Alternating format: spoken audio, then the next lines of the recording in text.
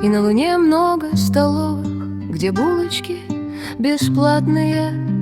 И на Луне живут олени, их не сбивают машины. Когда они так нежно смотрят, даже у детей нет стенокардии. Ноги на Луне не промокают, и отцы на Луне не умирают. Там каждый сам за себя, зонтики совсем не нужны.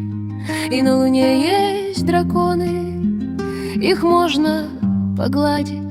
Но почему, брат, эта Луна так далеко?